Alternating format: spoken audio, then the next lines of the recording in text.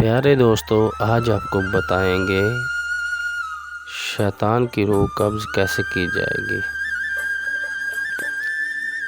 حضرت عزرائیل علیہ السلام شیطان کی روح قبض کیسے کریں گے؟ احنف بن قیس رضی اللہ عنہ فرماتے ہیں کہ حضرت عمر رضی اللہ عنہ سے ملاقات کے لیے ایک مرتبہ مدینہ منورہ جانا ہوا۔ ایک مجمع میں حضرت کعب احبار رضی اللہ عنہ کو تقریر کرتے ہوئے دیکھا تو میں بھی بیٹھ گیا۔ وہ فرما رہے تھے کہ حضرت آدم علیہ السلام نے وفات کے وقت اللہ تعالیٰ سے عرض کیا، یا اللہ، میری موت سے میرا ازلی دشمن ابلیس بہت خوش ہوگا، اس کو تو قیامت تک زندہ رہنا ہے۔ جواب ملا، آدم، تم انتقال کے بعد جنت میں چلے جاؤ گے اور وہ ملعون قیامت تک دنیا ہی میں رہے گا۔ آخر میں اس کو موت آئے گی تاکہ ساری دنیا کے لوگوں کے برابر موت کی تکلیف اٹھائے۔ آدم علیہ السلام نے ملک الموت سے فرمایا، ابلیس کی موت کا منظر مجھے بھی کچھ بتاؤ۔ فرشتہ نے سنانا شروع کیا تو وہ اتنا دردناک تھا کہ آدم علیہ السلام سن نہ سکے۔ فرمایا، بس کرو، اب نہیں سنا جاتا۔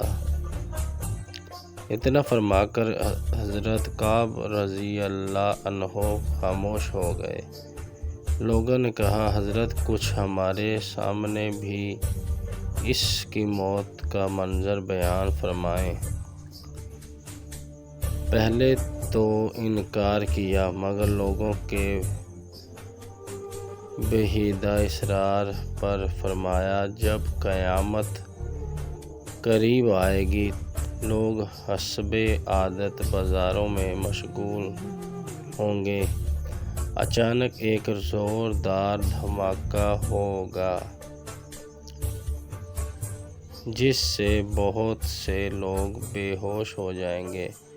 اللہ تعالیٰ ملک الموت سے فرمائیں گے، میں نے سب سے زیادہ تمہارے مددگار معاون بنائے اور تم ان سب کے برابر قوت دی۔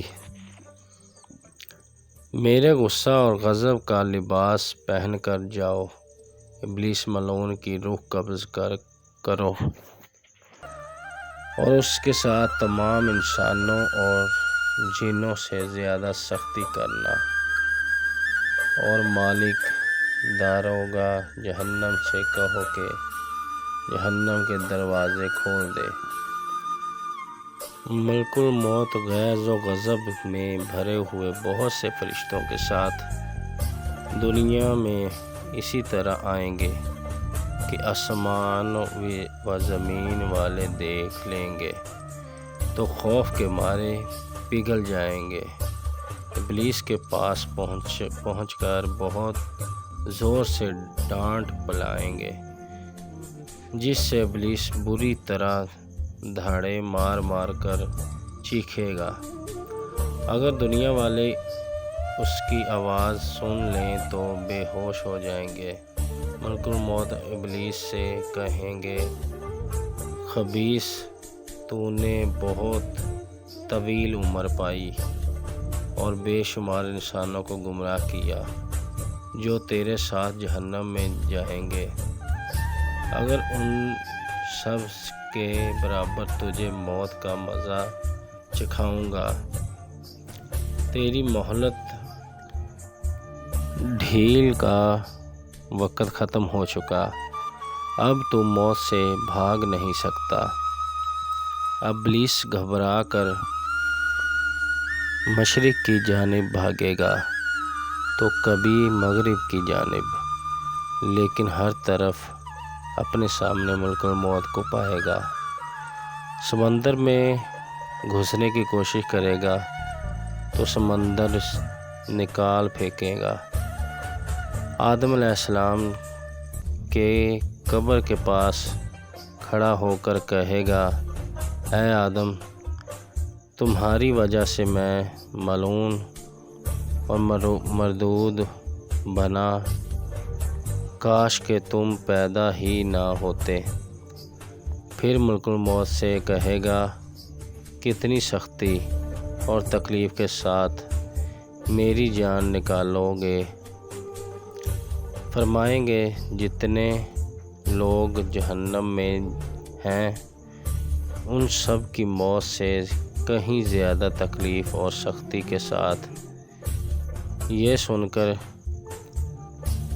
تڑپنے لگے گا اور چیختا چلاتا ادھر ادھر بھاگے گا، اور جہاں موت آئی ہے وہاں گر جائے گا۔ وہ جگہ آگ کے انگارے کی طرح سرخ ہوگی، وہاں جہنم کی کانٹوں والی کنڈیاں لگی ہوں گی، ان کنڈیوں سے تڑپا کر اس کی جان نکالی جائے گی۔